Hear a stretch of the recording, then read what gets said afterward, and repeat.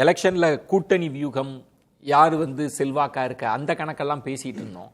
இந்த இப்ப இறுதி வாக்காளர் பட்டியல் கூட வரலாம். இந்த எஸ்ஐஆர் ஏதேனும் முடிவுல ஏதாவது இம்பாக்ட் ஏற்படுத்த வாய்ப்பு இருக்கா, இல்ல கிரவுண்டு பழைய தன்மையில தான் இருக்கும்னு நினைக்கிறீங்க? இல்ல நிச்சயமாக டெஃபினட்டா இது இருக்கும், இம்பாக்ட் டெஃபினட்டா இருக்க தான் போகுது. அது எந்த கட்டத்தில் வரும் தான் நமக்கு பிரச்சனை. இப்போ சென்னையில் 35% வாக்காளர்கள் நீக்கியிருக்காங்க, 14 லட்சம் பேர் நீக்கியிருக்காங்க. ஓகே, இது நம்மளை பொறுத்தவரை, என்னை பொறுத்தவரை இப்போ எந்த கான்ஸ்டிடுவன்சியில் நீக்கியிருக்காங்க பார்க்க வேண்டியதாக இருக்கு. அது ஏன் எந்த இப்போ கொளத்தூர்ல 1 லட்சம் பேர் நீக்கினா அதுல யாருக்கு வெற்றி வாய்ப்பு பிரச்சனையா இருக்குன்னு பார்த்தீங்கன்னா, முதல்வருக்கு அங்கே நல்ல ஒரு காம்படிஷன் வந்த விஜய் அங்கே கொளத்தூர் நின்னார்னா அது ஒரு பிரச்சனையாகத்தான் முடியும். இப்போ 1 லட்சம் பேர் நீக்கிட்டாங்க. பட் அஃப்கோர்ஸ் இன்னொரு ப்ராசஸ் இருக்கிறது. அந்த ப்ராசஸில் எத்தனை பேர் சேர்க்கிறாங்கன்னு பார்ப்போம். இது ஒன்று. ரெண்டாவதாக மாஞ்சோலையிலிருந்து 1857 பேர்ல நீக்கியிருக்கிறாங்க. நான் கண்டிப்பாக அடிச்சு சொல்கிறேன், இது பிரச்சனைக்குரிய விஷயமாக தான் இருக்குது. அங்கேயே இருக்கிறவங்க, அங்கே பிரச்சனை நடந்து கொண்டு இருக்கிறது, அங்கே யாரும் இருக்கக்கூடாதுலாம் அது ஒரு இஷ்யூ அங்கே போய் கொண்டு இருக்கிறது. ஆனால் எப்படி நீக்க முடியும்? நீங்கள் ஏன் நீக்குனீங்க?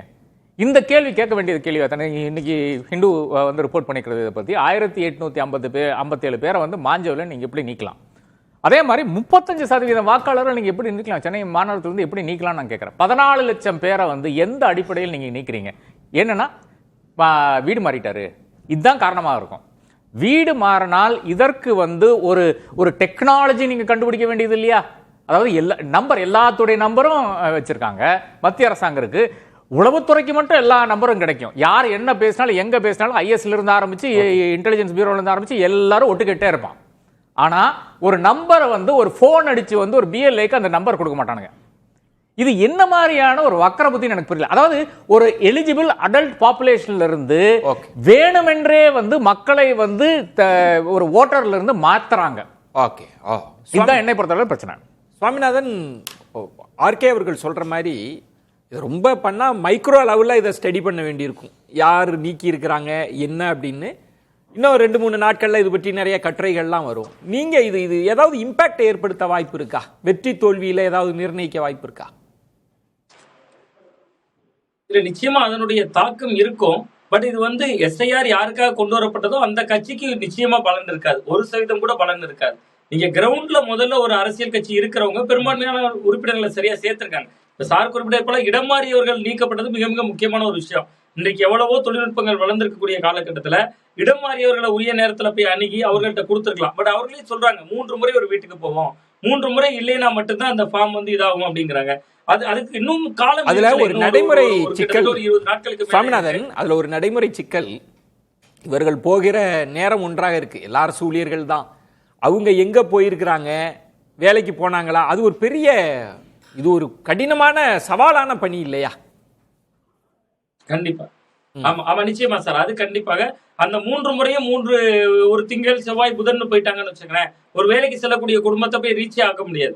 சோ அதெல்லாம் இருந்தாலும் கூட நம்ம களத்துல பார்த்த வரைக்கும் வீடுகள்ல ஆள் இல்லாட்ட கூட பக்கத்து வீட்டுல கொடுத்துட்டு போயிருந்தாங்க. இப்ப நானும் ஒரு கிராமத்துல இருக்கேன். எங்க வீட்டுல மொத்தமா அந்த ஊர்ல இருக்கக்கூடிய ஒரு ஏஜென்ட் கையில தான் கொடுத்துருந்தாங்க. அவர்கள் வீடு வீடா கொண்டு கொடுத்தாங்க. இல்லாத வீடுகள்ல கூட பக்கத்து வீட்டுல கொடுத்துட்டு நீங்களே இங்க ஃபில் பண்ணி வைங்க, நாங்க வாங்கிட்டு போறோம்னு சொன்னாங்க. அந்த மாதிரி அரசு அலுவலர்கள் சிறப்பான முறையில தான் செயல்பட்டாங்க. பட் அதை தாண்டி அந்த இடம் மாறியவர்கள் அப்படிங்கறதா நீங்க மிகப்பெரிய ஒரு விஷயமா இருக்கு. அவர்களுக்கும் அந்த படிவம் எட்ட கொடுக்கறதுக்கான கால அளவு இருக்கு அப்படிங்கறதுனால அந்த கால அளவுக்கு பின்னாடிதான் நம்ம இதுல யாருக்கு இதா மாறும் அப்படிங்கிறது புரியும். மற்றபடி இப்போதுள்ள சூழல்ல எனக்கு ஒரே ஒரு பாயிண்ட் மட்டும்தான், ஒரே ஒரு 30 கோடி சார், 2,77,00,000 பெண்கள் ஓட்டு இருக்கு. அப்ப நீங்க ஒருவேளை இதுல அரசியல் ரீதியாக ஏற்றத்தாழ்வுகள் இருக்கணும்னா பெண்கள் வாக்குல தான் கை வச்சிருக்கணும். அது 10 லட்சம் கூட தான் இருக்குன்னு நான் பாக்குறேன். ஏன்னா இப்பதான் ஸ்கீம் வேற நீட்டிக்கப்பட்டுச்சு. 1,30,00,000 பெண்கள் பயனாளிகளா இருக்காங்க. ராம்கி, நான் இந்த 3 மணி நேரத்தில் நான் பார்த்த வரைக்கும் எல்லா டிஸ்ட்ரிக்ட் வைஸ் அது ரிசல்ட் வந்துட்டே இருக்குது.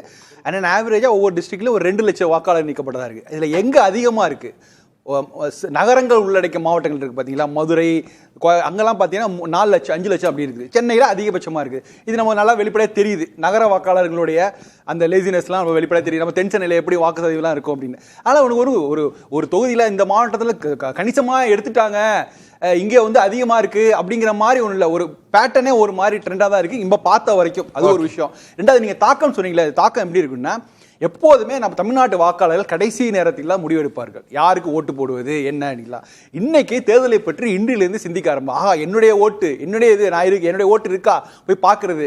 அப்போ உங்களை தொண்டர்கள் வரும்போது அவங்களுடைய அப்ரோச் எப்படி இருக்குதா, அதெல்லாம் அவங்க என்னெல்லாம் பேசுறாங்க, எப்படி நம்மளை வந்து ரிசீவ் பண்றாங்க, இதெல்லாம் பார்த்து இன்றிலிருந்து ஆரம்பிச்சு ஒரு 4 மாதங்களுக்கு முன்னாடியே மக்கள் வந்து யாருக்கு ஓட்டளிப்பதுங்கிற விஷயத்துல ஒரு கிளாரிட்டி உங்களுக்கு கிடைக்குது. அது மிகப்பெரிய வாய்ப்பா நான் பாக்குறேன். புகழேந்தி, நீங்க எப்படி பாக்குறீங்க? எஸ்ஐஆரோட இம்பாக்ட் எதுவும் இருக்குமா?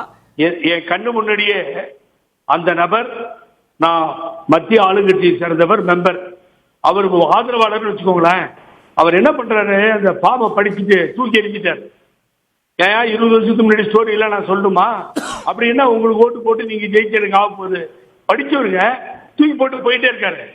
அப்ப அவ்வளவு எரிச்சலாக இந்த கண்டிஷன் எல்லாம் பார்த்தா, அப்ப பாமர மக்களுக்கு இதை எடுத்து சொல்லி கூட்டு வந்து நிறுத்தி இவர்கள் எல்லாம் அறிவாய்ந்தவர்களாக மாற்றி அப்புறமா அவங்க கையில இருந்து இதெல்லாம் சைனை வாங்கி இத்தனையும் செய்ய வேண்டிய அவசியம் என்ன வந்தது விஜயன்? அது இன்னொன்று பாருங்க, திமுக நாளைக்கு இதை பத்தி பேசுவாங்க. இபிஎஸ் அவங்க சொல்லியிருக்காங்க, ஒரு வாக்காளர்கள் கூட நீக்கப்பட மாட்டாங்க, எனக்கு ஒரு நாங்க அதை பாத்துக்குவோம்னு. இல்ல எனக்கு ஒரு உண்மை தெரிஞ்சாகணும். அவர் ஏடிஎம்கே காரங்க களத்துல இல்ல, விடுங்க, உண்மையை சொல்றேன். எனக்கு ஆகலன்னு இல்லை, அங்க பூரா திமுக காரங்க தான் களத்தில் இருக்காங்க. அங்க வந்து 1 லட்சம் ஓட்டு காணாத போகுது. யாரு, முதல்வர் ஸ்டாலின் தொகுதியில. இங்க என்ன சார், வெறும் 26,000 தான் காணாம போகுமா எங்க எடப்பாடியில? என்ன சார் நடக்குது எனக்கு புரிய மாட்டேங்குது. எனக்கு எல்லா இடத்துலயும் காணாம போகுது, இங்க காணாம போக மாட்டேங்குது. அப்புறம் டெலிட், நான் ரொம்ப சூப்பரா வரேன் ஒரு டெலிட்டுக்கு. ஆதார் கார்டையும் அப்புறம் இன்கம் டேக்ஸ் கார்டு, அந்த கார்டு, இந்த கார்டு, பேன் கார்டு எல்லாம் சேர்த்தா எல்லா டீட்டெயிலும் ஒரு மனுஷன் வந்துடும். எப்ப பிறந்தா வளர்ந்தா எப்ப சாக போறான்னு. ஏன் அது மாதிரி டெலிட்டுக்கு ஒரு சிஸ்டத்தை உயர்ந்த நாட்டுல கொண்டு வாங்க. வளர்ந்த நாடு தானே இந்தியா. ஏன் வடநாட்டுல இருந்து இங்க ஓட்டு வச்சிருந்தானா அவன் பேரையும் இன்சூலி அப்பா பேரையும் அடிச்சா டெலிட் பண்ணுவத. ஏன் சார் அப்படி ஒரு சிஸ்டம் இல்லை நம்மகிட்ட? வளர்ந்த நாட்டுல இது கிடையாது. இங்க ஸ்டேட்டுக்குள்ள இவ்வளவு பிரச்சனை. எத்தனை பேர் வடநாட்டுல இருந்து வந்து இங்க வாக்குரிமை பெற்றார்கள் சொல்ல புகழேந்தி, இது இந்த கேள்விகள்லாம் இருக்கும். இது எலெக்ஷன் ரிசல்ட்ல எதுவும் இம்பாக்ட் ஏற்படுத்துமா? பயங்கரமா இம்பாக்ட் ஏற்படுத்தும். தயவு செய்து சொல்றேன். நீங்க பாருங்க, 500 ஓட்டு, 1000 ஓட்டு, 100 ஓட்டு, 2000 ஓட்டு நாங்க ஃபீல்டில் இருக்கிறதால தெரியும். தோத்து போயிருக்கோம், வெற்றி பெற்றிருக்கோம். ஒரு எலெக்ஷன்ல இப்படிதான் போய் முடிஞ்சது.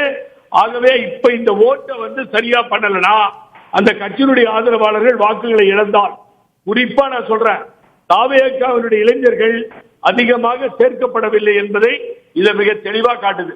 ஒவ்வொரு எலெக்ஷன்ல அது இன்க்ரீஸ் ஆகும் சார். என் பையன் ஓட்டு போட போறான்னு பெரியவங்க சொல்லுவாங்க, நான் ஓட்டு போட போறேன்னு அந்த பையன் சொல்லுவான். அப்படிதான் இன்க்ரீஸ் ஆகுமே தவிர எப்ப டிகிரீஸ் ஆச்சு, கம்மியாச்சு. இந்த சாதனை இவங்க தான் பண்ணிருக்காங்க.